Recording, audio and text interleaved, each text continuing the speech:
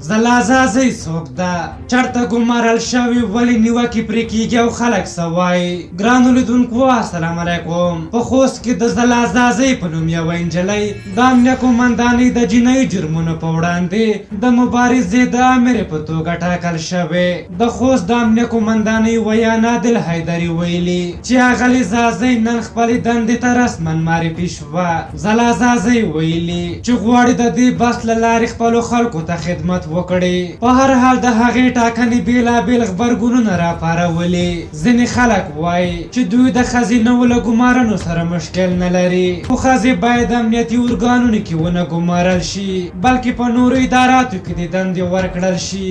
دوی وایي افغانستان کې د پیچلي امنیتي وضعیت د کنټرول لپاره زړور او تجربه کار نارینه چې نظامي زده کړې او تجربې ولري باید وګمارل شي. دغه راز د زلازازۍ منتقدینو د نوموړي یو شمېر سټایلي عکسونه هم خپاره کړي او پر ګمارل کې دوی نیوکې کړي، خو یو شمېر کسانو د هغې منتقدین د ښځو ضد ګڼلي او ویلي دي چې د چا د پردې کړنو پر ځای باید د هغوی کاري وړتیاوې او چارې وکتل شي او بیا قضاوت ورباندې وشي. دوی وایي زلازازۍ یوه لوستې نجلۍ ده او حق یې ده چې دنده ترلاسه کړي.